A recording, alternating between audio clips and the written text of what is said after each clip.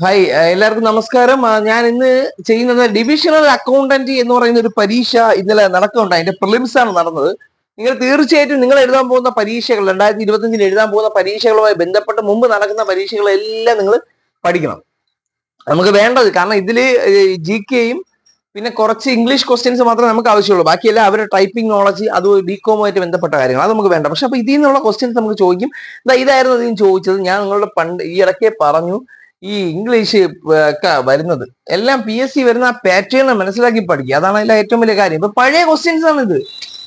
ഈ ഒരു ചോദ്യം ചോദിച്ചിരിക്കുന്നത് പഴയ 2017 LDCയിലൊക്കെ ചോദിച്ചുകൊണ്ടിരുന്ന ക്വസ്റ്റ്യൻ ആണ് ഈ വന്നേക്കുന്നത്. അതായത് സ്പെൽ ചെക്ക് ആണ് ചോദിച്ചിരിക്കുന്നത്, ശരിയായ പദം എന്നാണ്. നിങ്ങൾ ഇവിടെ നോക്കിയേ, ഒക്കേഷൻ എന്ന് പറയുന്നത് ഇവിടെ തെറ്റിച്ചാണ് കൊടുത്തേക്കുന്നത്. ഒക്കേഷനിൽ 2 C വരും, ഒരു C കൂടെ വരും, അതേപോലെ ഒരു S വേണ്ട. അതാണ് ശരിയായ സ്പെല്ലിങ്. ഇത് ചോദിച്ചിട്ടുള്ളതാണ് 17 കാലയളവ് 2003 ചോദിച്ചിട്ടുള്ള പഴയ ക്വസ്റ്റ്യൻ പേപ്പർ വർക്ക്ഔട്ട് ചെയ്താൽ ഈസി ആയിട്ട് കിട്ടും. ഇത് മാത്രം അറിയാവുന്നവർക്ക് അതിന്റെ ആൻസർ കിട്ടും. അല്ലെങ്കിൽ വേണ്ട, അക്കോമഡേറ്റ് എന്ന പദം ശരിയായിട്ട് ചോദിച്ചിരുന്നു. ഇത് അക്കോമഡേറ്റിൽ 2 C-യും 2 M-ഉം ഉണ്ട്. ഇത് ശരിയാണ്. ACCO. ഞാൻ തന്നെ ഇതിൽ ഒരു ക്ലാസ്സിലേക്ക് എടുത്തിട്ടുള്ളതാണ്. ഇത് റീസെന്റ് ആയിട്ട് എടുത്തിട്ടുള്ളതാണ്. ACC, പിന്നെ 2 M, അവസാനം ഡേറ്റ്. അങ്ങനെ തന്നെ ഞാൻ പറഞ്ഞു, അക്കോമഡേറ്റ്, അതേപോലെ സെപ്പറേറ്റ്, അതൊക്കെ ഞാൻ എടുത്തിട്ടുള്ളതാണ്. പിന്നെ ഇത് നോക്ക്, ഡെഫിനറ്റ്ലി ഇവിടെ വരൂല, ആണ് വരുന്നത്, അത് തെറ്റ്.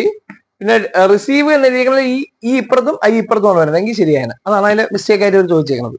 ഇനി പുതിയൊരു സാധനം ചോദിച്ച്, പിന്നെ അതേപോലെ ഇത് എങ്ങനെ പഠിച്ചു പോകണമെന്നുള്ള കാര്യം ഞാൻ പറഞ്ഞുതരാം.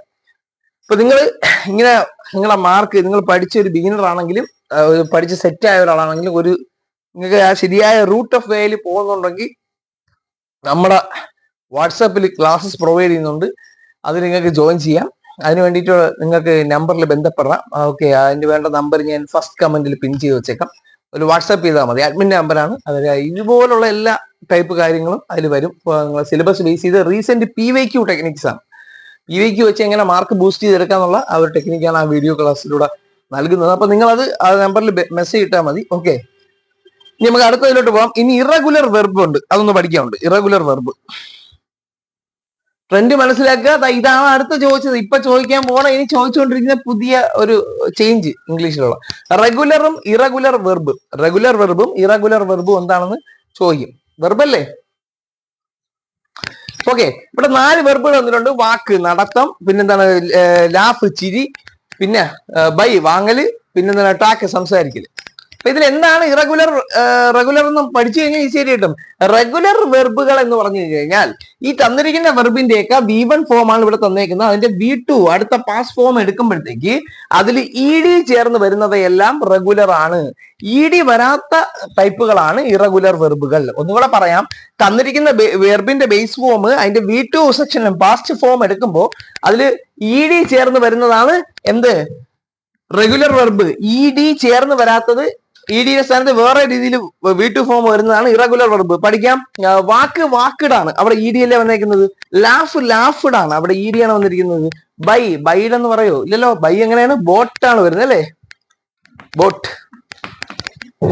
ഓക്കെ, ടാക്ക്, ടാക്കിഡ് എന്ന് വരും. ഓക്കെ, അപ്പൊ ഇവിടെ ബോട്ട് അതാണ്.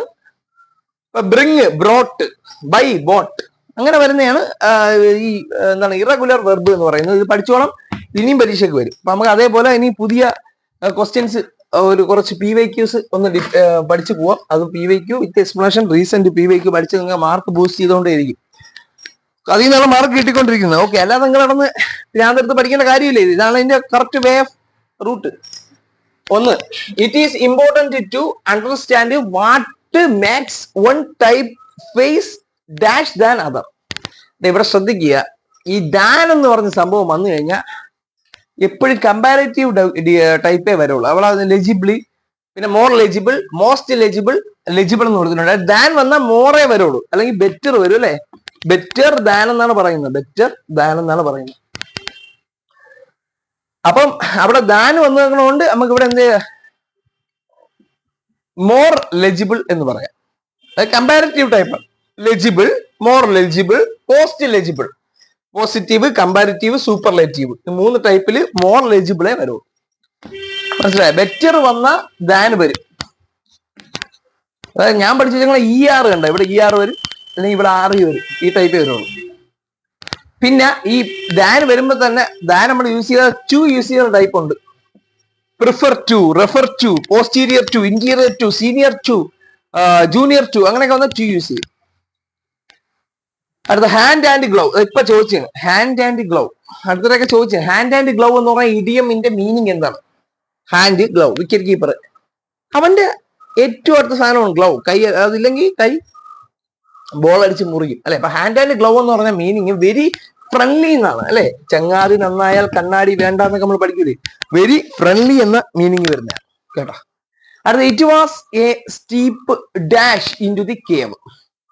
ഇവിടെ ഡിസെന്റ് എന്ന് പറഞ്ഞ 4 ഓപ്ഷൻസ് തന്നിരുന്നു. അതിന്റെ ഓരോന്നിന്റെ മീനിങ്. ശരിയായ ഉത്തരം ഡിസെന്റ്, ഇതാണ് ശരിയായ ഉത്തരം. ഡിസെന്റ് എന്ന് പറഞ്ഞു കഴിഞ്ഞാൽ അവിടെ ഡിക്ലൈൻ എന്നാണ് അർത്ഥം വരുന്നത്. ഇനി അത് വെർബായിട്ട് തരികയാണെങ്കിൽ ടു കം ഡൗൺ എന്നാണ് അർത്ഥം വരുന്നത്. ഓക്കെ, അപ്പൊ ഡിസെന്റ് 2 മീനിങ് ഉണ്ട്, നൗണും വെർബും ഉണ്ട്. അപ്പൊ ഇവിടെ എന്താണ് it was a steep descent into the cave എന്ന് പറയുമ്പോഴത്തേക്ക് ശ്രദ്ധിക്കുക. അപ്പൊ അവിടെ നൗണായിട്ടാണെങ്കിൽ ഡിക്ലൈൻ എന്നർത്ഥം. ഡിസെന്റ് എന്ന് പറഞ്ഞു കഴിഞ്ഞാൽ അതിന്റെ വെർബായിട്ട് എടുക്കുകയാണെങ്കിൽ ടു കം ഡൗൺ എന്നാണ് മീനിങ് വരുന്നത്. ഡിസെന്റ് ആണ് ഇവിടുത്തെ ഉത്തരം. ഇനി ഡിസെന്റ് ഡബിൾ എസ് വരുന്ന മീനിങ് ഉണ്ട്. അതെന്ന് പറഞ്ഞാൽ ടു ഡിസഗ്രി എന്നാണ് അർത്ഥം വരുന്നത്.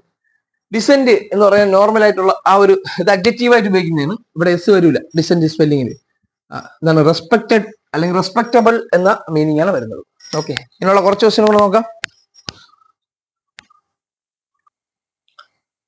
ഇതെന്ന് പറയുന്നത് ഇപ്പം കിടക്കുന്ന ക്വസ്റ്റ്യൻ എന്ന് പറയുന്നത് റിപ്പോർട്ടർ സ്പീച്ച് ആണ്. വാട്ട് ഈസ് യുവർ നെയിം എന്നുള്ളത് നമ്മൾ റിപ്പോർട്ടർ സ്പീച്ചിലോട്ട് മാറ്റുമ്പോൾ വാട്ടായിട്ട് വരും, അത് ഈസ് വാസായിട്ട് വരും.